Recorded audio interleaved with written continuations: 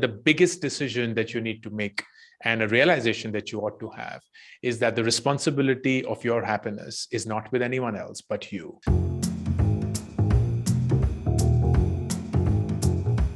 Hey everyone, this is Ankur Warikoo. I'm so glad to be on Tweak India today, answering a bunch of questions that you have for me.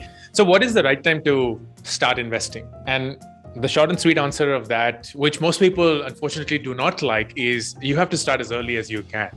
But that doesn't mean that if you're late, the game's over.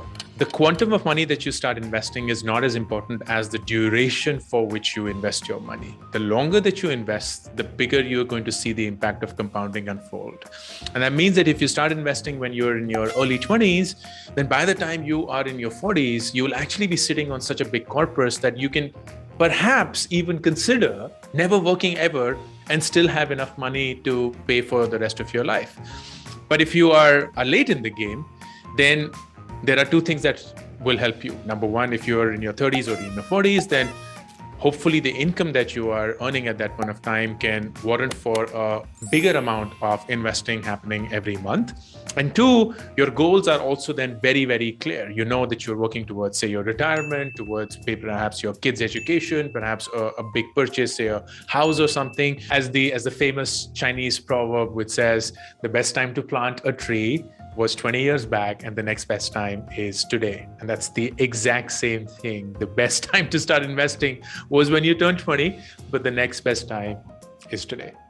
So are there magical amounts that you need to start investing? This video where I walked people through what does it actually take for somebody to retire at the age of 30. And when I say retirement, it doesn't mean that they stop working. What it means is that you have enough money that you don't have to work for earning money anymore. And that number is shockingly starting from as low as 5,000 rupees a month. You can start investing at the age of 20 from 5,000 rupees a month. And if you were to then regularly increase that amount every year and invest it in the right segments that give you a good return, you will be sitting with as much money that you will need for the rest of your life to pay for most of your needs, if not all. You invest 500 rupees a month, that's a great start. If you were to do that for 20 years, you'll be sitting at a far bigger amount than you can actually imagine. But if you were to start much later because you felt that 50,000 rupees a month is the right amount to start or 5,000 is the right amount to start, then you're just killing that entire duration period that's working for you. The best thing about habits is when you form them, you are subconsciously going through them. They're not something which dispense a lot of energy. They're not something that you have to bring to your consciousness and make do. They're just like brushing your teeth. There are a few habits that I would love people to consider and build towards.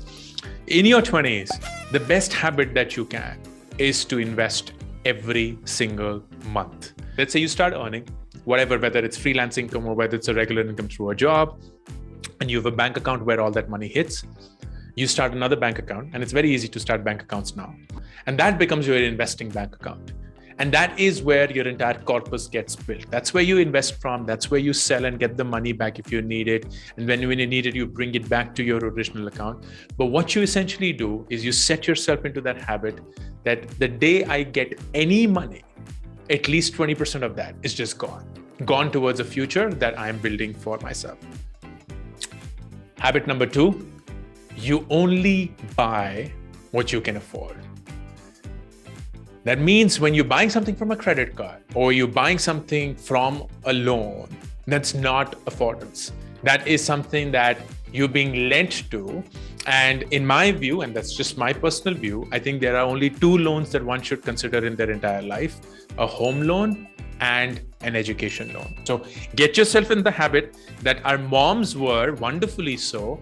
And they'll just keep storing that money in some piggy banks and some dal ki utensil. And then one fine day when we need the money, they'll just show up with more money than we ever thought our moms had. And they'll just fix it for us. And that's the same way that I would.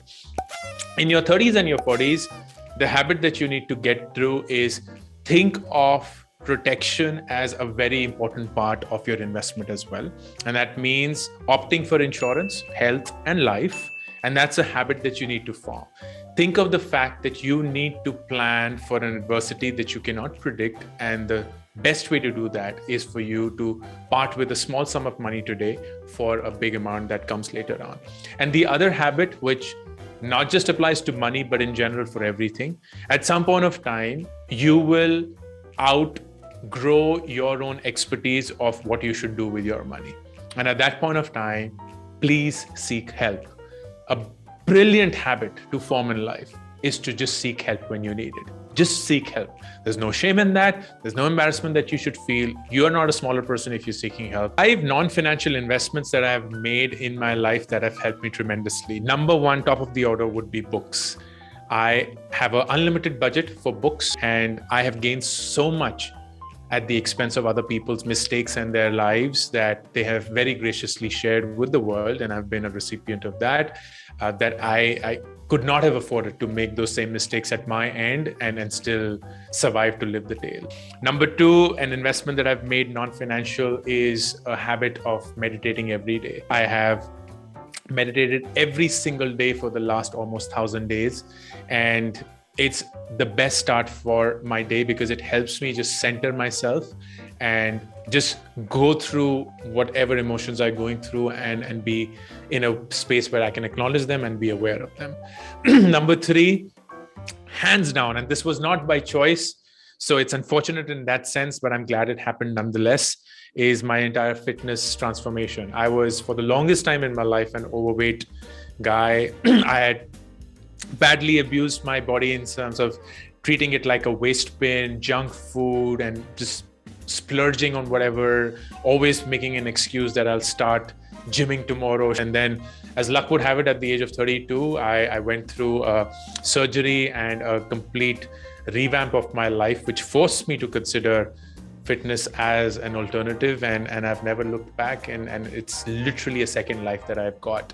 Investments in all the relationships that I've made. I do not have a lot of relationships in my life. I'm very guarded when it comes to where I spend my time from a relationships, but be it my life partner, be it my kids, be it my close set of friends, I have invested significantly in them with my time and my money and my energy, and they are frankly the reason why I am where I am, because they are not just a support system, but also a very, very objective assessment of where I'm going wrong, what I should do to improve myself. And they are my best critics and the one that I can always trust for any advice. So how can couples help each other and grow together? Because I think that's a very, very important part of your life. I've stated this often. There are 2 decisions in your life, one of which you don't control and one of which you do to a great extent, that determine almost 90% of what's going to happen to your life. Number 1 is the family you're born in, and number 2 is the life partner that you choose to live your life with. We may not have an entire say in choosing them, but once we are in it, we do have a choice of shaping it up meaningfully. I feel that the biggest decision that you need to make, and a realization that you ought to have, is that the responsibility of your happiness is not with anyone else but you. You ought to grow in a manner that you are independently happy with where you are, and you love the journey that you are creating with your partner to ensure that they're also happy with their own life. Communicate as much as you can. It's the biggest reason why relationships fail, and you know that already. But it is crazy how many people would choose to not communicate with their life partners, knowing very well that that is only going to come back and bite them. It is okay to be vulnerable. It is okay to admit that you have screwed up. It is okay for you to say that you are tense, that you are not feeling your best. Particularly for men, they find it hard, but you'll be surprised at how much your life partner is willing to attend to you and to hear you out if you do not allow your own alpha male ideology and identity take over you.